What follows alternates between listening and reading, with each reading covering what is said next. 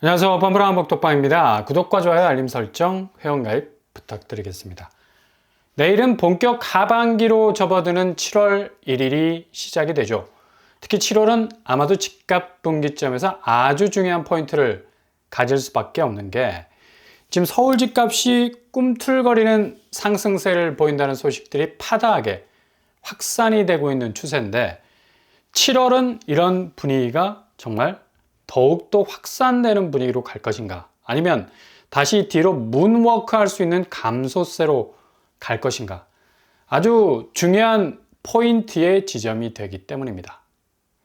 당초 신생아대출기금이 슬슬 풀리면서 분위기가 실수요 위주로 달아오르기 시작, 지금 서울 집값을 달리게 하고 있는 분위기인데, 문제는 조기 소진, 그러니까 너무 달리다 보면 연료가 너무 빨리 달아. 엑셀을 훅 하고 밟아버리면 연료 게이지가 금방 내리꽂히는 원리와 똑같다고 할 수가 있겠죠. 일례로 특례 대출은 작년 1월에 시작이 됐고 거의 40조 규모였는데도 불구하고 상반기 지나면서 하반기쯤에 소진 알람이 울렸었는데, 그러니까 얼마나 많은 사람들이 대출을 받았겠습니까? 그래서 거의 연말도 되지 않아서 바닥을 보이는 속도 보였죠. 신생아 특례는 5월에 이미 20% 정도가 소진이 됐다는 소식을 끝으로 강감무소식입니다. 아마 엄청난 소진량을 기록을 했을 것 같습니다.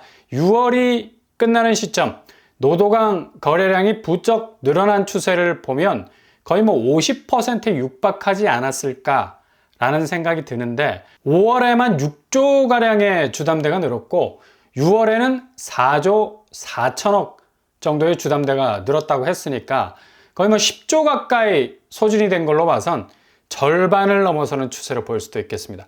이렇게 되면 신생아 대출 조기 소진율이 예상보다 빨라서 27조는 특례보다 적은 규모의 파이를 이루고 있어서 지금 거론되는 서울 집값 대세 상승론의 대망론은 결국 다시 파토날 가능성이 높다는 걸 볼 수가 있죠. 그래서 7월이 고비라는 얘기입니다. 아마도 거의 엄청난 대출 붐이 더욱 붙을 수도 있고, 아니면 상반기 지속이 됐던 대출 추이가 생각보다 반대적으로 꺾일 수 있는 가능성도 높습니다. 지금 집값을 집주인들이 대세 상승론이라는 이 분위기 업된 상황을 굳히기에 들어가게 하기 위해서 기존 내놓은 집에 대한 가격을 더욱 높이려는 시도가 일어날 거라는 얘기죠. 벌써 노도강 집값이 반토막이 나던 상황과는 달리 조금씩 끌어올리려는 가격 태그, 바뀜 조짐이 보인다고 하는데, 이렇게 되면 어차피 노도강은 가격 하락을 보고 들어간 수요가 내 집 마련 세팅을 하기 위해서 접근을 한 건데, 나보다 앞선 사람이 1억 혹은 2억 싸게 들어갔는데 나는 이보다 더 많은 비용을 지불해야 한다면 당연히 지갑을 닫을 수밖에 없는 거죠.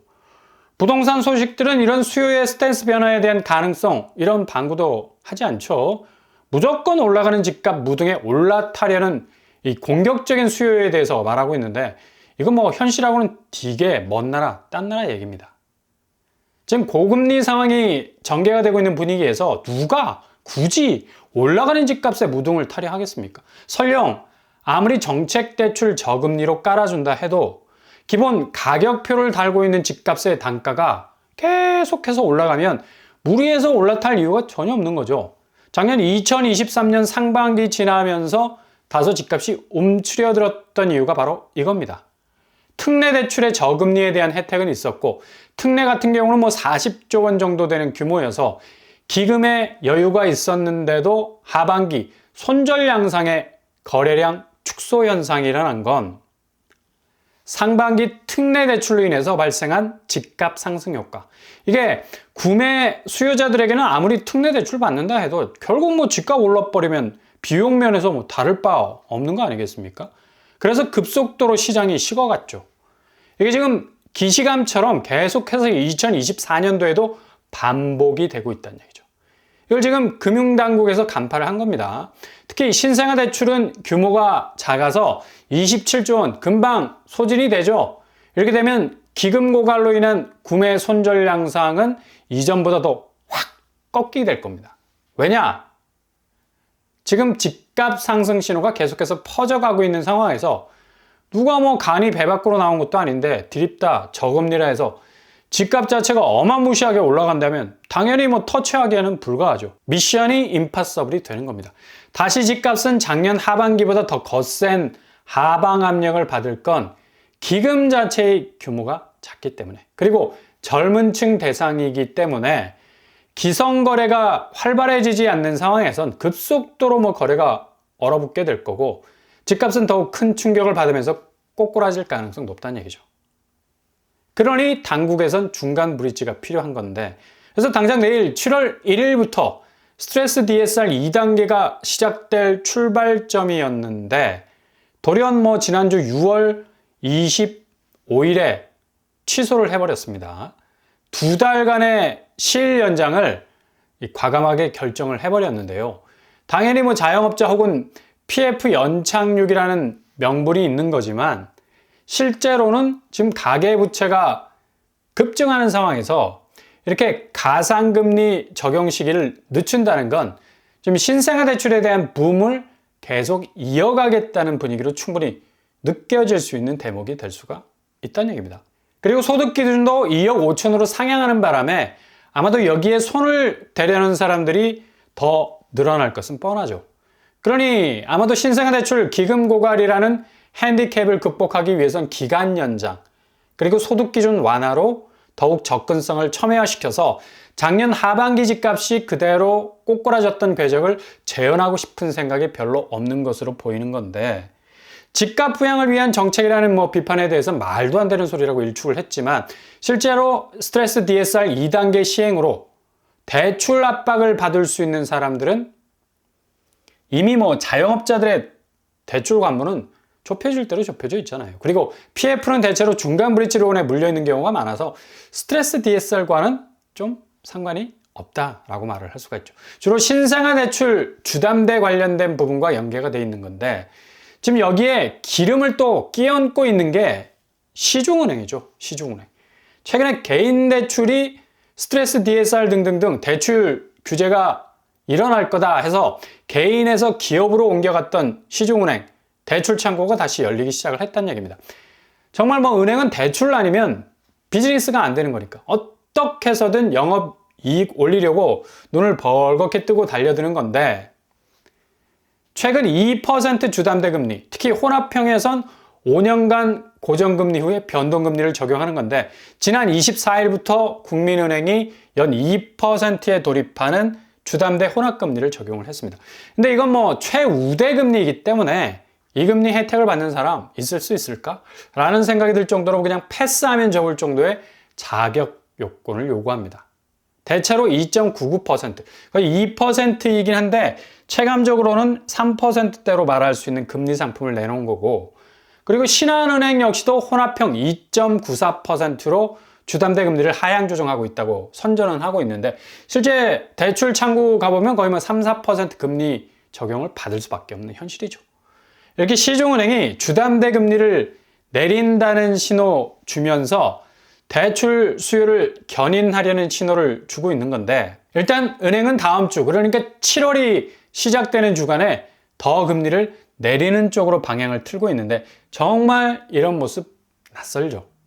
국내 시중은행이 이렇게 주담대를 공격적으로 내릴 처지가 아니거든. 이건 뭘 말하느냐?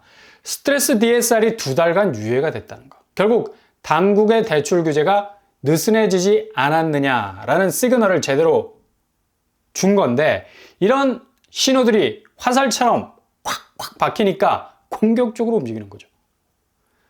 지금 가계부채가 급증하는 걸 제재하는 공식적인 뭐 가이드라인이 2달간 뭐 없어진 셈이니까 영업이 지상 최대 과제인 은행이 가만히 있을 리가 있겠습니까? 발바닥이 뭐 불이 되도록 뛰어다니고 있는 겁니다. 그러니 7월이 아주 큰 분기점이 될 수 있는 건 지금 부동산 쪽으로의 자금을 자꾸 인공호흡을 통해서 불어넣고 있는 거. 결국 신생아 대출, 기금이 작으니까 조기 소준을 앞두고 있으면 다시 집값이 흔들흔들 할 건 뻔하고, 이걸 중간 브릿지를 놓자니 기존 가상금리 50% 적용 시한을 뒤로 잠시 미루면서 시중은행의 저금리 현상까지 겹치면서 불난 집에 기름을 세리 부으려는 분위기일 수 있다는 얘기죠. 변수는 지금 집값 슬금슬금 올라가는 추세에선 아무리 이렇게 인공적인 MSG 같은 화학 조미료를 때려 넣어도 제대로 맛이 날 수 없는 게 기본 집값 단가가 변하면 실수요는 그냥 그 자리에서 멈출 수밖에 없다는 얘기입니다. 지금 집값의 움직임은 오롯이 실수요입니다. 이분들이 만들어 놓은 샛길이 트인 거기 때문에 기본 거래량이라는 것도 나오는 거고, 다주택자들이 지금 전혀 움직이지 못하는 상태죠. 오히려 돈 있는 사람들은 부동산 수익률이 많이 떨어지고 있어서 정리하는 수순에 있어요. 가장 똘똘한 한 채, 강남 아파트로 좁혀가는 상황이라서 정책대출기금이 조기 소진이 되면 작년 하반기와 똑같은 양상이 전개가 될 겁니다. 다시 집값은 삐덕거리기 시작을 할 거고, 불장이라는 말은 그냥 무섭게 물을 먹어버리는 양상이 전개가 될 건데, 7월이 가장 큰 분기점이 될 거란 얘기죠. 결국 다주택자들이 투기성 거래들이 거의 지금 상황에선 확장 국면을 가지기 어려운 건 취득세, 양도세 중과 폐지한다 했는데 국회에선 꿈쩍도 않고 있고, 심지어 종부세, 상속세, 증여세 등등등 여러 세제 개편 논의도 논의로 끝날 가능성이 많아서 다주택자들이 예전처럼 집값을 들어올리지 않는 이상 지금 실수요가 움직이는 시장에선 대세니 불장이니 하는 말들은 그냥 데코레이션 케이크에 불과하지 않는다는 얘기입니다. 그게 바로 7월이라는 얘기죠. 스트레스 DSR이 전격 시행이 되었어야 했는데 이게 갑자기 뒤로 밀리니까 새로운 변수가 되면서 시중은행이 저금리로 밀고 들어오는, 이것도 변수가 될 가능성 크죠. 기저의 집값 움직이면 투기성 매도 매수가 거의 움직이지 못하고 있습니다. 그래서 가격의 왜곡은 그리 크지 않을 것이다. 이게 지금 집값의 현주소죠. 7월 한 달 어떻게 자금이 움직여 가는지, 그리고 집값이 내려가서 움직인 수요가 다시 집값 가격 태그를 바꿔다는 것, 그러니까 인상적으로 바꿔다는 것에 대한 반응, 끝까지 추격 매수하기에는 부담 100배일 수밖에 없고요. 일단 고금리가 버티고 있고, 고물가, 고환율이라는 트리플 악재가 개인으로 하여금 그 어느 때보다도 압박감을 주는데, 이걸 버티게 하기에는 지난해 2023년 하반기 심리 어디 가겠습니까? 그냥 그대로 재현이 될 가능성이 높다는 얘기죠. 지금 시중은행이 문제인 게, 중앙은행은 11번째 금리 동결로 금리를 꾹 누르고 있는데 시중은행은 오히려 이 반대로 간다는 얘기예요. 이거는 결국 번지점프 줄과 똑같은 원리, 그렇게 내려오면 다시 급하게 당겨져서 쑥 하고 올라간다는 거. 잠시 수요를 낚아채기 위한 수순인데, 이거 착각하고 무리하게 뛰어들었다가는 혼합형이라 해도 이게 변동형이 포함이 돼 있어서 잘 체크를 해보시고 접근을 하셔야 된다는 얘기입니다. 내일부터 본격 변화를 보일 시중은행 금리 7월 1일 월요일 시점부터 혼합형 금리를 얼마나 공격적으로 적용할 건지는 지금 은행채 금리가 낮아져서 중앙은행 금리가 따로 노는 것처럼 보이지만 결국엔 물가를 자극할 수 있는 시중은행 금리이기 때문에 타이트하게 다시 제자리를 찾을 건 뻔합니다. 일시적인 탄력성만 보고 혼돈하지 마실 수 있길 바랍니다. 7월은 아주 큰 변곡점의 한 달이 될 것으로 예상이 되네요.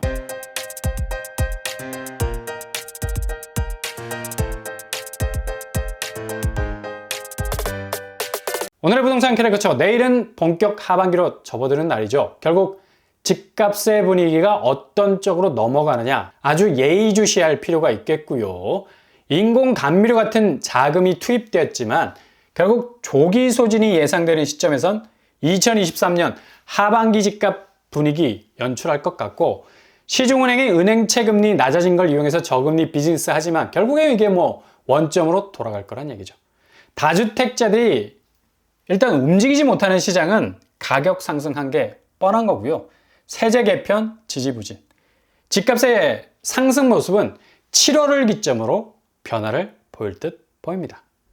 오늘도 응원합니다. 항상 여러분의 길이 꽃길만 되실 수 있기를 바랍니다. 이상 오빠한번 한번 똑바로 마치겠습니다. 구독과 좋아요 부탁드립니다. 감사합니다.